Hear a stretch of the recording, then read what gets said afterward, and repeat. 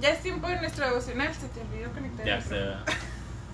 Ahí vamos a checar si se escucha. Se me olvidó conectar el micrófono y queremos ver, a ver. Ya no. ¿Oíste lo que dije? Sí, del devocional. Perdón. Otra Ustedes vez. disculpen, anda como media ida, medio relajada. Hola, pa. Hola. Y ahí están conectando.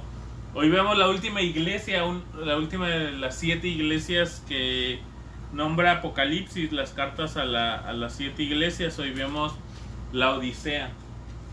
De todas las cartas, o sea, me gusta mucho la de Esmirna por lo que le dice a la iglesia, pero también me gusta lo que le dice a la Odisea, como para hacernos entrar en razón. Ahí se van conectando, ahí está Melanie. Dios te bendiga, Melanie. Ahí está mi suegra.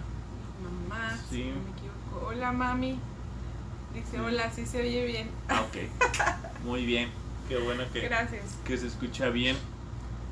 ¿Cómo te sientes al llegar a la última de las iglesias? ¿Nerviosa? Porque Lo yo que siento que viene. esto era lo fácil y Ajá. lo que viene va a ser más complicado, pero pues hay que darle, hay que buscarle, hay que estudiar, hay que aprender. Entonces, pues vamos a ver cómo nos va. Con el favor de Dios, bien, porque la palabra de Dios es buena, es viva y eficaz, dice su palabra, pero trae fruto a nuestra vida, entonces nos va a ir bien. Solo síganse conectando, sigan viendo estos videos. Síganlos, si pueden compartirlos, ahí pónganle en compartir. En share. Porque Sí. eso hará que analicemos bien la palabra, ¿no? Porque muchas veces queremos nada más escuchar una postura que nos habla así y creérnosla sin saber que hay otras posturas que pueden ser más fuertes, ¿no? En cuestión de Apocalipsis, lo que viene se ve bastante bien. Hola a todos, ahí está, ¿quién más? Aide. Ajá, la hermana Yadira, ya ahí se ve. Y pues vamos arrancando. Hi guys, nice to see you. Nice to see you too. Nice to read to you. Nice to read to you. Sí. Hola hermana Yadira, ahí está el... Si quieres. Bueno, si tienen preguntas recuerden que nos las pueden hacer llegar a través del chat de aquí del en vivo. Y si tú estás viendo el video en una repetición, también puedes dejarnos las preguntas o los comentarios. Los seguimos leyendo. No somos adictos al Facebook, que estamos todo el día ahí, pero tratamos de conectarnos constantemente para echarle una leída. Y ahí se siguen conectando. Bueno, Digan hola, por favor. Sí. A quien se vaya conectando para saber que están ahí. Porque ya Lobo, ahorita ¿estás ya no- ahí? ¿Sí o no? Lobo. Porque ya no, ahorita ya no identifico quién más se conectó. Acá Sí. dice Daniela Martínez. Un saludo. El hermano José también ya ahí Hermano está. José. Bueno, vamos empezando. Hoy toca Apocalipsis capítulo 3, versículo 14 al 22. Ahora sí vamos a tratar de ser breves. Sí, porque nada más es una iglesia, pero tiene mucho esta iglesia. Tiene mucho de dónde cortar. Sí. Bueno, es la iglesia de la Odisea. Yo tengo un problema y aún lo sigo cometiendo al momento de hacer el escrito. Yo divido la Odisea. Y no, ese Y es un no, libro. ajá, y es junto a la Odisea, así, y hoy decía, llevo tantos años escribiendo la Odisea, o sea, no que no lo corrija cuando lo veo, sino que lo sigo cometiendo y tengo que darle el borrón y volver a poner ahí bien escrito la Odisea. Muy bien. Bueno, la manera en que se presenta el Señor Jesús a esta iglesia, ¿cómo se presenta el Señor El Jesús? Señor Jesús se presenta como el amén. Qué interesante, ¿no? Porque yo no había escuchado esta definición en el capítulo 1 que habíamos estado estudiando y Él se presenta como el amén. Se presenta como el testigo fiel y verdadero y como el principio de la creación de Dios. Para mí, en mi punto muy humilde de vista, el amén, que significa así sea, es como decir, yo soy el que soy, yo soy el que debo ser, yo soy el que voy a ser, a mi punto de vista. Y el que soy, ¿no? El que soy. Porque así se presenta en Éxodo cuando le habla a Moisés y Moisés le pregunta, y voy a ir y les voy a decir, ¿quién me habló? Diles que el yo soy Te habló, envío. te envió. Sí. Y también se presenta como el testigo fiel y verdadero, que ese es un contraste ahorita al desarrollar esta parte de la carta. Nos daremos cuenta que es un contraste, como decir, blanco y negro completamente. La manera de vivir de la iglesia muy diferente a lo que es Jesús. Qué fuerte, ¿no? Pero el Señor debe presentarse como el fiel y verdadero, el que siempre está En contraste con la iglesia, ¿no? Ajá. O en mensaje hacia la iglesia, o sea, como diciendo, yo soy fiel y yo soy verdadero, yo soy real, yo siempre estoy aquí, pero la iglesia no estaba ahí y no era verdadera. Hola Eliu, saludos, también te extrañamos, te mandamos un fuerte abrazo. Y también se presenta como el... Antes de continuar, quiero decirles que mi esposa me preparó un té y por eso es la tosecita. Porque, no es COVID. Ajá, no es COVID, porque tiene miel y... ¿Qué? Guayaba y limón. Son remedios de Doña Rosa, entonces ahí échenle Ore la por culpa mí a porque Doña no Rosa. caiga aquí. Ay, de momento. No, y también el Señor se presenta como el principio de la creación, no como el que tuvo un principio, sino que este principio de la creación ya lo vimos en el capítulo 1 de Apocalipsis. Habla sobre el que siempre ha sido, siempre será. Él no tuvo un inicio. Que no lo entendamos nosotros y que nos cause conflicto es porque nosotros sí tenemos un inicio, ¿no? Pero Cristo no tiene un inicio. ¿Qué dice? Saludos, pégale. Sí, yo le No, pego. pero suavecito para que se baje. Y luego viene el versículo que a mí más me agrada. O sea, me gustó analizarlo porque ya aquí entramos en un contraste ideológico, mi esposa y yo. No de pleito, pero sí de cachetadas. Pero... Y no tanto contraste, sino que a mí se me había olvidado ese punto de vista que tú habías mencionado, que tú me mencionabas pues más tempranito. Y es que es el más conocido, ¿no? Pero es el más cercano a la interpretación correcta. O sea, el más conocido es el tuyo. Sí.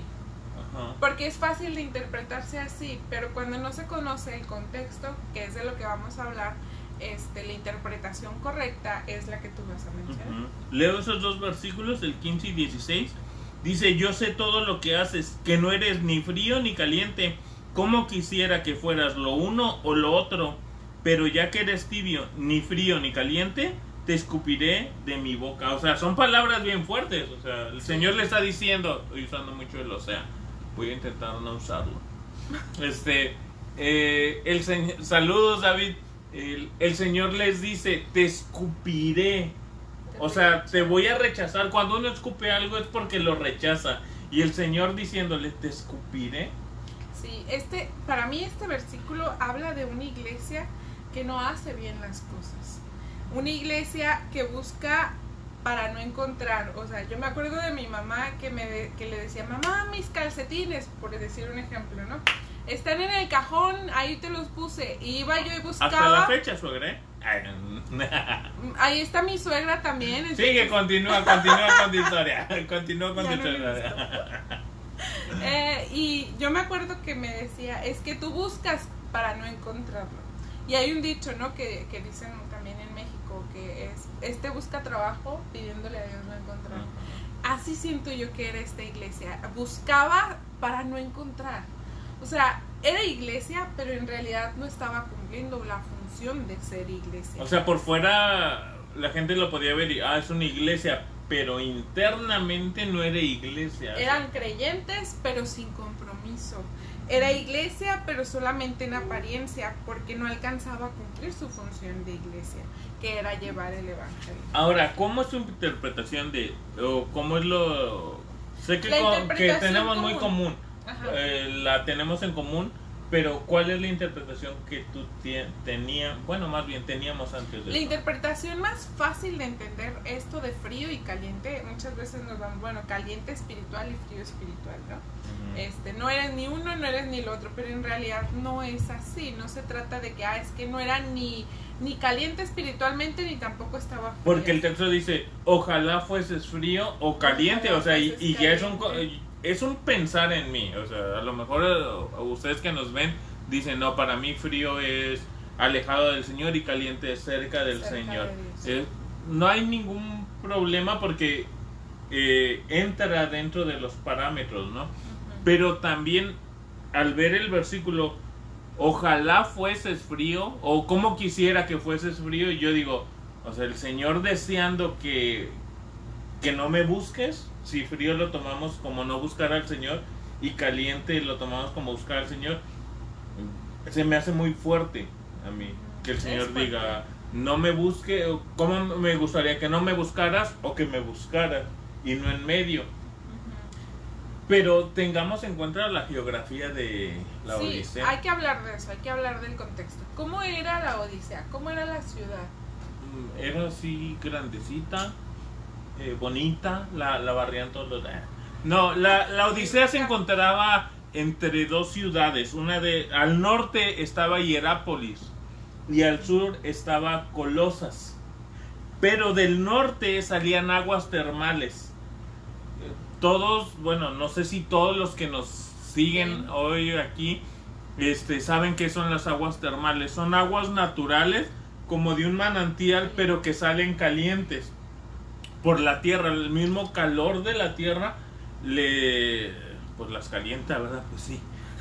De tal manera que empiezan a salir y dicen que poseen minerales que ayudan al cuerpo, que ayudan a las articulaciones, que las reumas no peguen tan fuerte y todas esas cuestiones. Entonces ese tipo de aguas salían de Hierápolis y corrían de norte hacia el sur hasta Colosas, de tal manera que salían calientes en Hierápolis y cuando llegaban a Colosas estaban frías. Pero cuando pasaban por la Odisea eran tibias, y el agua tibia no es muy agradable. Tengamos en cuenta que tibio no es igual que al tiempo. O sea, tibio es el agua que estuvo caliente, pero todavía no llega a lo que coloquialmente le llamamos al tiempo. Al tiempo es cuando así está en la botella y la abro y me la tomo, ¿no? Entonces, no es al tiempo. Tibio es ya el paladar siente que estuvo caliente, pero no está el caliente ni un caliente agradable, porque tampoco es me quemó, ¿no? Entonces, ¿tú has tomado agua tibia? Sí, sabe muy feo. Ajá, como que la verdad es que el tomar agua tibia no es por impulso, sino por instinto, te hace como no, esto no está bueno, porque no es fresca como para quitarte la sed, pero no es caliente como para quitarte el frío. Entonces, ya ahí, tomando en cuenta esta geografía de la iglesia o de la ciudad de la Odisea, nos podemos dar cuenta que en Hierápolis la gente iba para ser sanada, o sea, de reumas, de problemas, y la gente iba a Colosas para tomar agua fresca. O sea, esa misma agua sanaba y refrescaba, pero al ser tibia no daba nada, o sea, ni sanaba, ni podía sanar, ni podía refrescar. Entonces creo yo que por eso el Señor le dice, no eres ni frío ni caliente, ojalá fueses frío, o sea, para refrescar, porque el cristianismo estamos llamados para refrescar el mundo, ¿no? O le dice, o caliente, ¿para qué? Para sanar. La iglesia, esa es una pregunta, ¿la iglesia de hoy en día sana?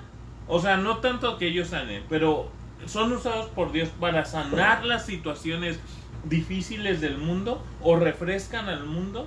¿O estamos siendo tibios? Sin comentarios. Es que es difícil contestar esa pregunta. No, contéstamela.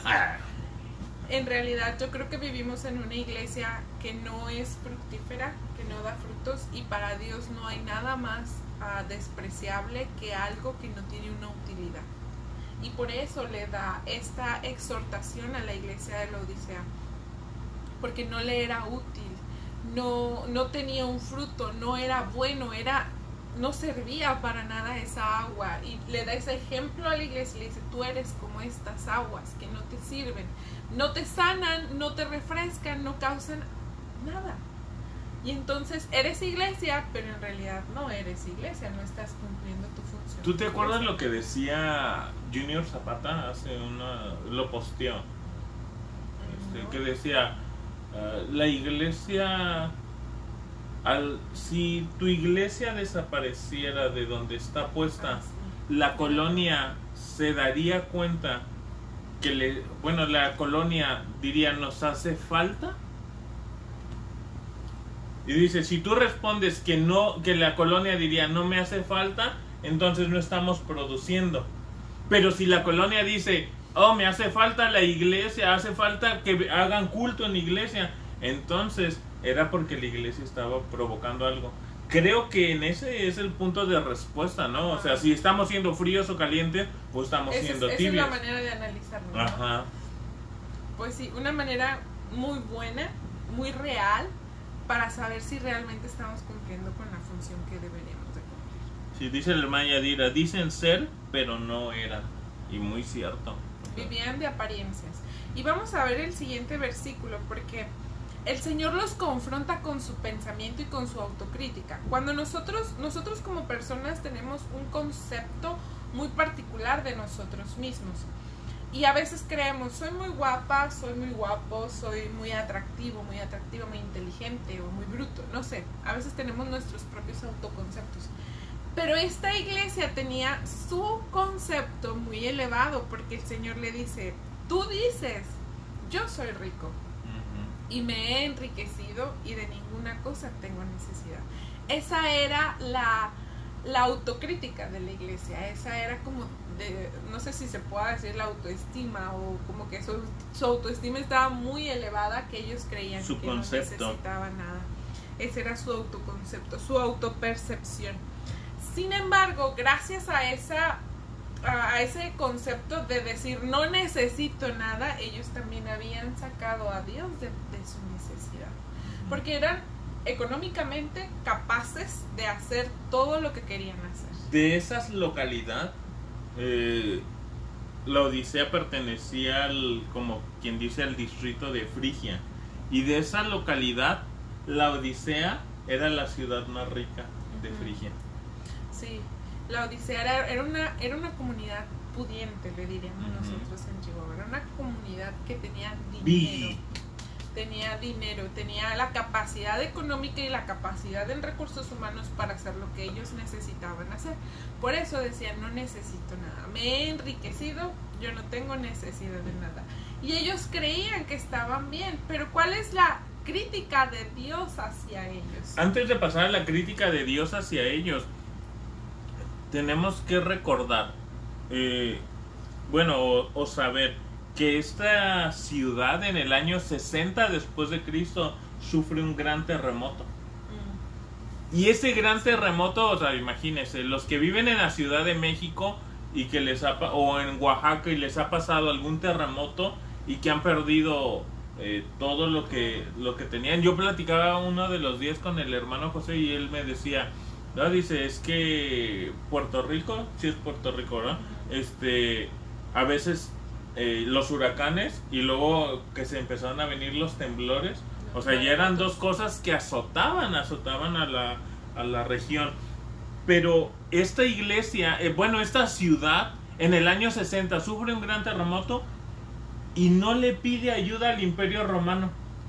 Le dice, no se preocupen, con el dinero que nosotros tenemos, nosotros nos reconstruimos. Y se reconstruyeron. En estos tiempos, que eso haga una ciudad, habla de riqueza. En ese tiempo, eso hizo la Odisea. La Odisea hizo la reconstrucción. ¿Sí? Entonces, imagínate, no necesité ayuda del emperador. Como que yo no necesito a Dios, podrían ellos decir. Y es que muchas veces así somos, desgraciadamente. Cuando no tenemos necesidad nos olvidamos de Dios. Pero cuando hay necesidad, como en este tiempo de pandemia y de crisis, nos volvemos a Dios o a veces nos endurecemos nosotros mismos. Dice mi papá, la iglesia debe ser una comunidad terapéutica, ¿sí? Para eso la puso Cristo. Sanidad emocional, espiritual y física. Y ciertamente. Sí, muy cierto. Ahora sí a lo que... Bueno, perdón. Este era el concepto que tenía la iglesia de sí mismos. Pero hay un concepto en particular que Dios tenía de esta iglesia y que Dios tiene de ti. Dios le dice, bueno, tú dices que eres rico y que no necesitas nada y que solito puedes con todo. Pero lo que no sabes, le dice el Señor, es que tú eres un desventurado, miserable, pobre, ciego y desnudo. Qué fuertes palabras del Señor. Sí, la verdad es que sí. O sea, ellos físicamente podían hacer todo, pero espiritualmente el Señor les dice, tú eres un desventurado, miserable, pobre, ciego y desnudo. Esta es la percepción que Dios tenía de la iglesia.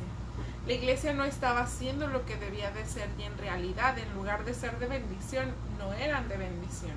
En lugar de ser de sanidad para la comunidad, ellos no estaban siendo de sanidad ni de beneficio para la comunidad. Que el Señor al momento de decirle esas tres, porque nombra claramente tres aspectos de la iglesia: pobre, ciego y desnudo. Ya hablamos que la Odisea era la ciudad más rica de esa región. Entonces, el Señor dice, económicamente puedes estar rico, pero espiritualmente no tienes nada. Y analicémonos como iglesia. Muchas veces podemos tener lo necesario, no tengo necesidad. Si ocurre que cierren otra vez todos los comercios, que no haya trabajo durante mucho tiempo, yo tengo lo suficiente para sobrevivir. Pero tenemos al Señor dentro de nuestra vida. El Señor gobierna nuestro corazón.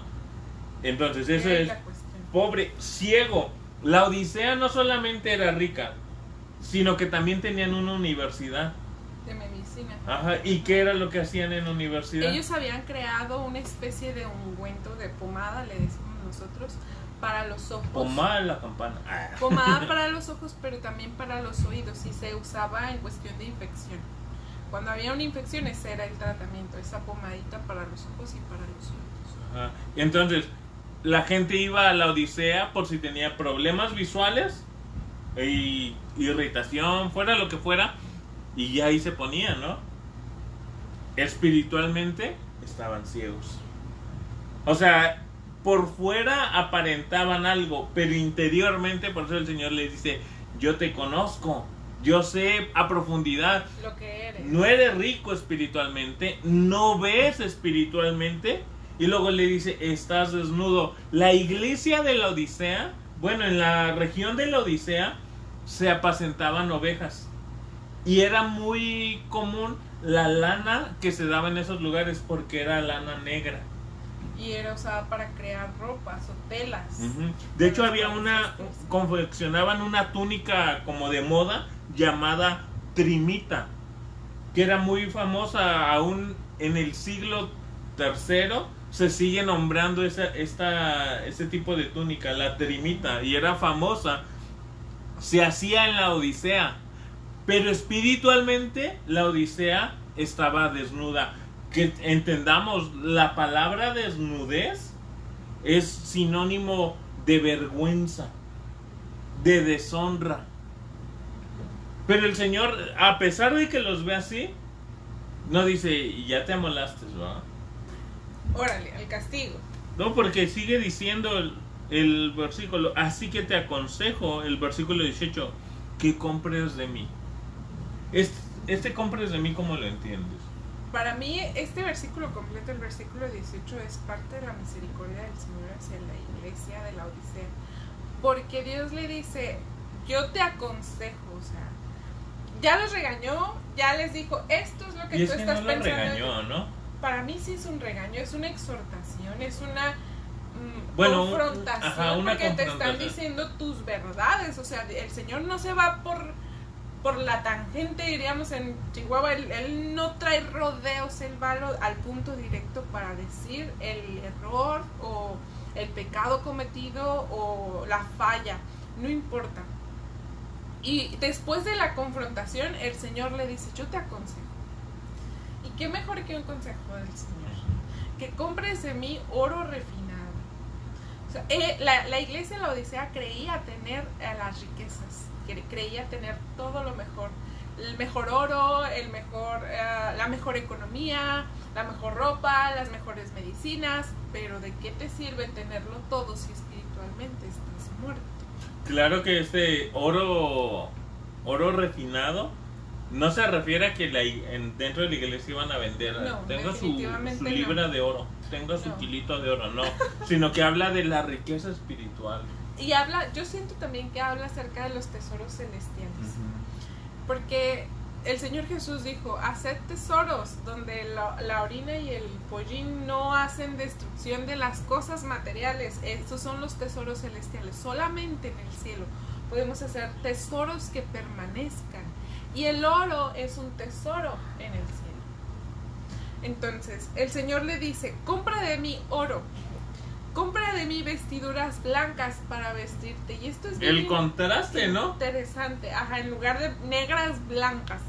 Pero a mí se me hace súper interesante porque el Señor les dice, cómpralo de mí, vístete de blanco, vístete de santidad, vístete de obediencia. Pero volvemos a lo de compra de mí. ¿Con qué podemos comprar delante del Señor oro o vestiduras? Porque no entendamos como que le voy a comprar al Señor, Ajá. sino que habla de justificación. O sea, acércate a mí y vas a tener riquezas espirituales, pero también vas a andar vestido de blanco. Este vestido de blanco habla de eso de que es la justificación. Esa santidad. De una santidad que se adquiere solamente por medio de la obediencia. No se adquiere comprando, no se adquiere con muchísimo dinero. Ahora, comprar no es venir y adquiere con todo. Vende tu casa, vende tu carro y órale, tráete el dinero a la iglesia y aquí vas a comprar el oro y las vestiduras. No se trata de eso. De hecho, Isaías dice, a todos los sedientos, venid a las aguas, y los que no tienen dinero, venid, comprad y comed. Venid, comprad y comed sin dinero y sin precio, vino y leche. Con Dios, delante de Dios, no necesitas dinero. Dios te está llamando a que lo adquieras, a que adquieras aquello que Él te está ofreciendo, que es la salvación, que es la justificación que te trae santidad. Y dice, y cubras tu desnudez, que cubras esa humillación. ¿Para qué? Para que te cubras de todo lo que el pecado te ha hecho. Y como muchas veces pecamos y como que nos adaptamos al pecado y ya creemos que es imposible cortar con eso, y el Señor dice, no, bien, te invito a que vengas para que adquieras esto. Pero también no solamente ropa, sino le dice, y compra ungüento para tus ojos para que así puedas ver. O sea, si queremos ver la realidad, no es lo que las noticias nos van a decir. No es el Facebook lo que postea mucha gente. Es la palabra de Dios para ver la realidad. La iglesia necesita volver a la palabra. Exacto. Necesitamos con urgencia volver a la palabra. Y luego les dice, unge tus ojos con colirio. Volvemos al tema que hablamos anteriormente acerca del ungüento. De ese ungüento que era esencial para la visión cuando tenías una infección en los ojos.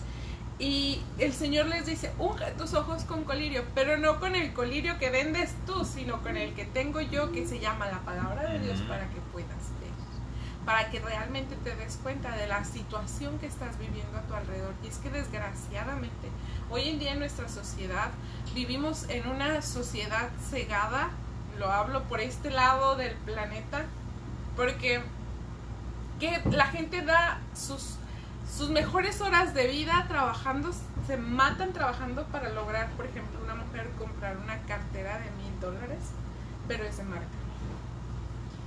De verdad. Y es verdad, o sea, no es mentirito. Yo y lo hemos visto. Es verdad. Y eso es vanidad. eso puede aparentar riquezas. Va a perecer. Va a perecer, puede aparentar riquezas como lo era la Odisea, pero es vanidad.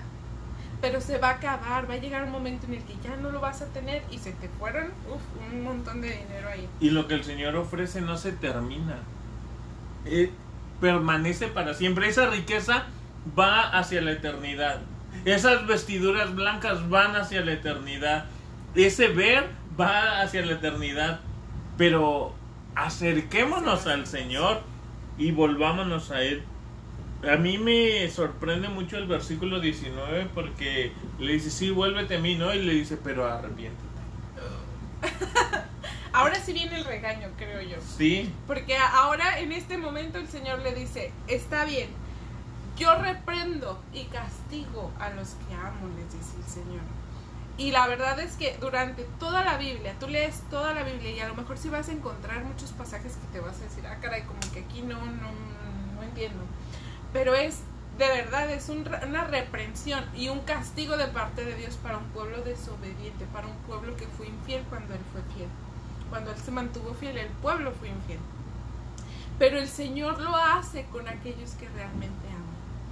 Y eso es lo maravilloso del Señor, que a veces nosotros no logramos entender que la situación que estamos viviendo es parte de un aprendizaje que el Señor quiere que tengamos para poder amarle, para poder comprenderle.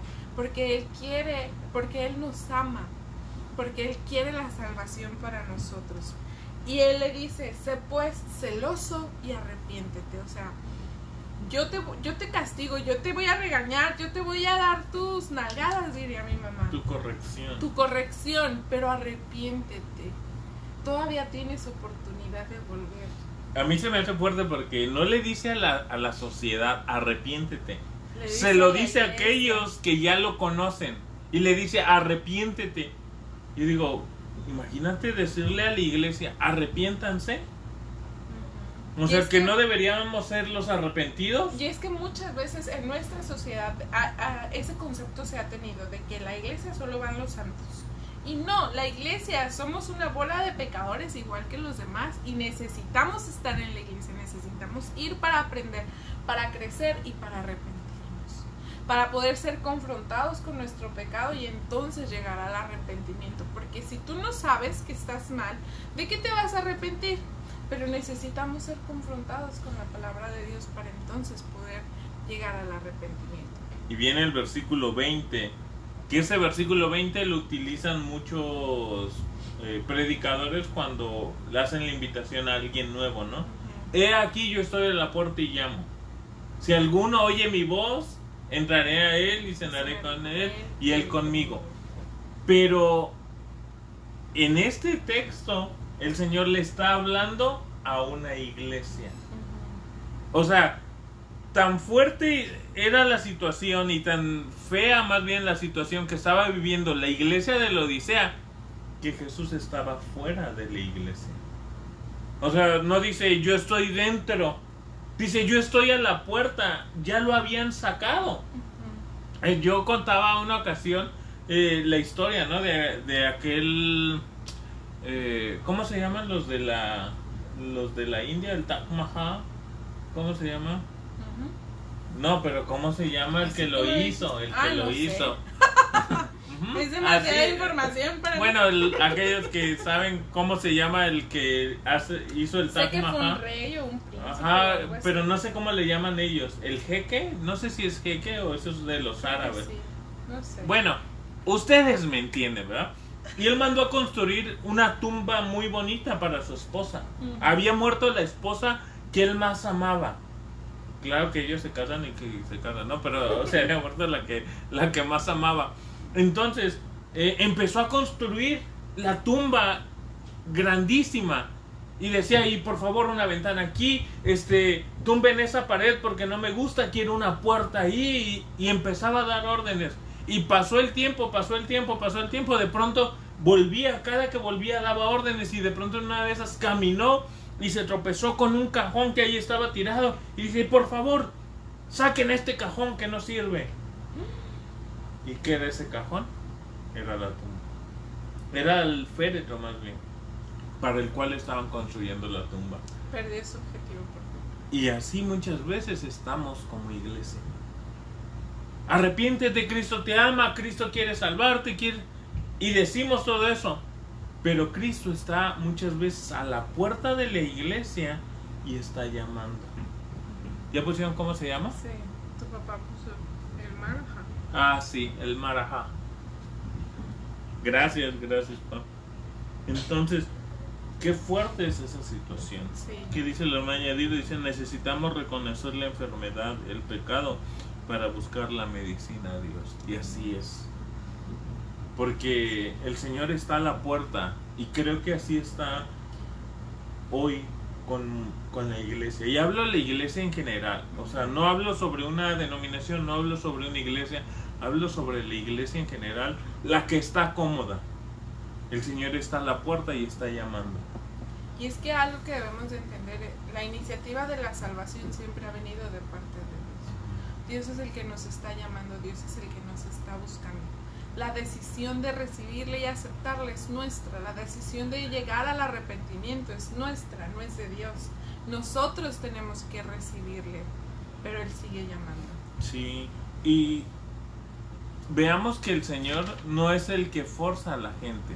¡Recíbeme! Y los obliga a recibirlo. No, si tú abres la puerta. O sea, el Señor es un caballero, como tú manejas muchas veces. Me gusta cuando mi esposa dice, el Señor es un caballero, que Él no nos va a forzar ni nos va a tirar la puerta para entrar. Es si se la abrimos.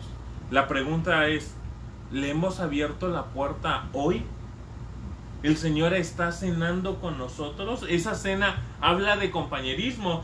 Tengamos entendido que en esa cultura de Medio Oriente, el hecho de que alguien te invite a cenar es porque ya llegaste a ser su amigote. Porque ya entraste en lo más íntimo y lo más profundo de su casa. Y es que así es hasta en la gente, ¿no? O sea, ¿a quién vas a invitar a la casa? ¿Al desconocido? Pues no. Sé que muchas veces no se puede, ¿no? Porque a las ocupaciones, si quisieras, y mejor vamos a un restaurante y algo. Pero no se invita a un desconocido. No. Y el Señor está ahí diciendo, quiero entablar una comunión contigo. Con nosotros como iglesia. Dice, cenar es un fuerte vínculo de afecto y compañerismo. Algo que el Señor nos ofrece siempre es alimento. Un alimento espiritual que sana el alma, que sana el corazón herido. Y es lo que Él quiere entrar a hacer a nuestra casa. O sea, Él quiere entrar a nuestro corazón, a tener una comunión íntima con nosotros, pero también a sanarnos. Y luego dice, al que venciere, en el versículo 21, dice, todos los que salgan vencedores se sentarán conmigo en mi trono, tal como yo salí vencedor y me senté con mi Padre en su trono. Esto es bien interesante. A mí me llama mucho la atención la palabra al que venciere, porque no es la primera vez que la escuchamos en estas cartas a las iglesias. Sin embargo, para mí habla de que hay un esfuerzo de mi parte y hay un sacrificio que yo tengo que hacer para poder llegar hasta allá, porque yo tengo que vencer. Y lo que me encanta de este pasaje es que así como yo he vencido, dice el Señor Jesús, yo también vencí, dice el Señor Jesús. O sea, Él pasó por el mismo caminito que estamos pasando nosotros, y Él murió y sufrió y murió en la cruz del Calvario, pero Él venció. Y ahora está sentado en el trono. Y nos dice a nosotros, al que venciere, lo voy a sentar conmigo en mi trono. Y eso es un eco de 2 de Timoteo 2:12. Dice, si sufrimos con Él, también reinaremos con Él. O sea, de pronto queremos reinar con el Señor, pero no queremos sufrir por el Señor. Soy rico en mi comodidad, ahí me quedo. Entonces no esperemos reinar con el Señor. Es ahí donde el Señor le dice, entonces, ¿quieres sentarte conmigo en el trono? Vence. También vence. Esfuérzate. Toco madera, me debe un chocolate. Tú me debes un chocolate. No.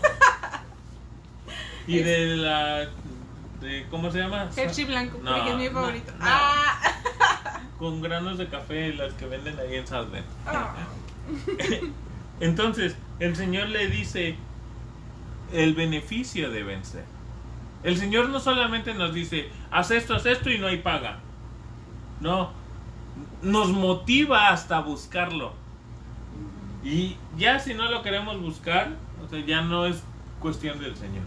Es cuestión nuestra. Y es porque estamos muy cómodos, ¿no? Sí, yo creo que una de las cosas más difíciles a vencer de la iglesia es esta parte.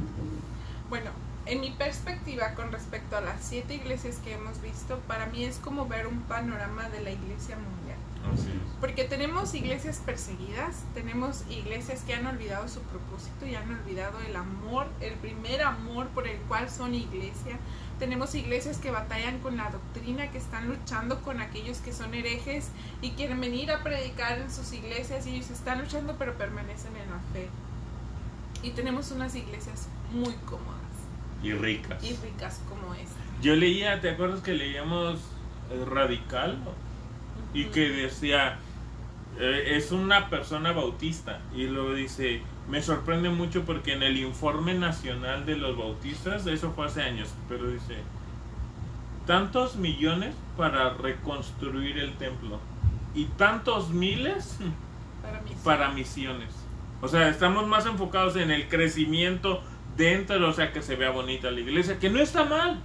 Una iglesia bonita habla bien de la iglesia, pero también así como le invertimos al edificio, invirtámosle a la obra del Señor. Exacto. Invirtamos también tiempo para buscar al Señor. Y el Señor termina, todo el que tenga oídos para oír debe escuchar al Espíritu y entender lo que Él dice a las iglesias. El Señor nos ha hablado, estoy convencido de que ha hablado a tu vida a través de estos en vivos. Apenas vamos terminando el capítulo 3, ya vimos 7 iglesias. A lo mejor dices, híjola, mi vida, porque criticar a nuestra iglesia es muy fácil, pero critiquemos nuestra vida personal. Te invito a que critiques tu vida personal, tú solo. ¿Y a qué iglesia te pareces? Hay un escritor que dice, da 7 peligros y nombrando a las iglesias. Dice, los peligros de la iglesia: perder nuestro primer amor, Éfeso; temor al sufrimiento, Esmirna; transigencia en cuestiones doctrinales, pasar por alto algunas cosas, ahí está Pérgamo; carácter moral, Tiatira; Con Jezabel.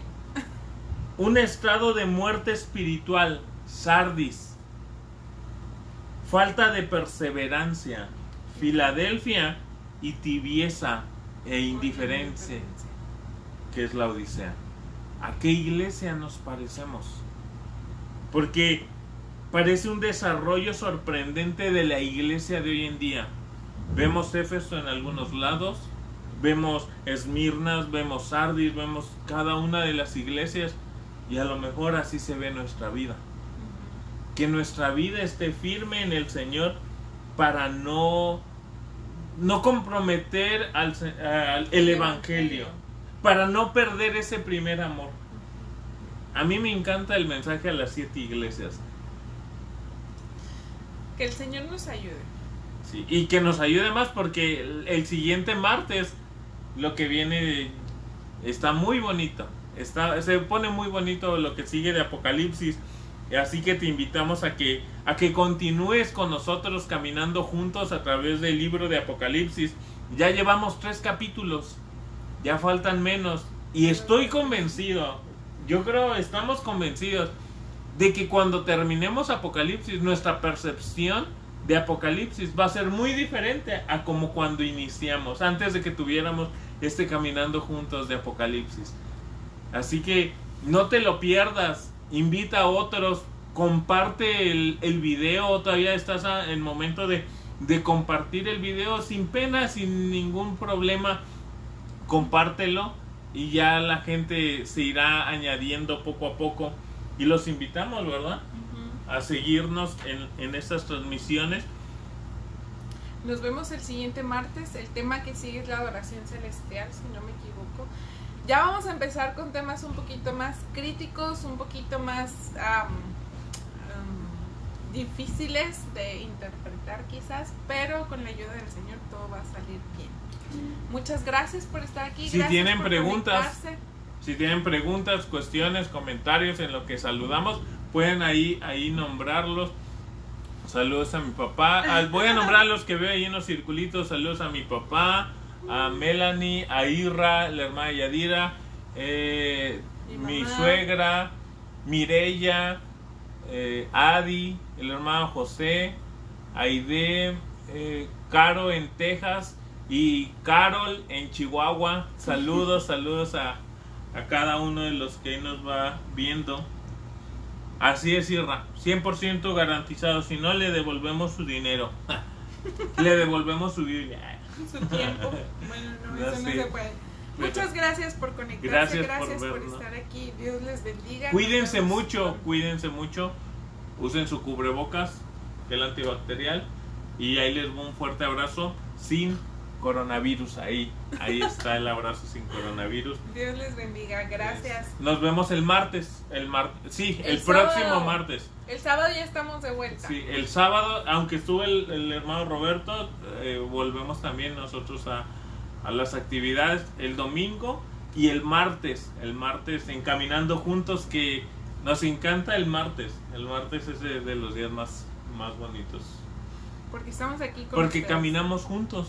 Ya somos, aunque dice ahí 15 conectados, no hay uno en cada celular o en cada dispositivo que estén viendo, lo estoy seguro. Somos más caminando juntos y podemos ser más caminando juntos del Señor.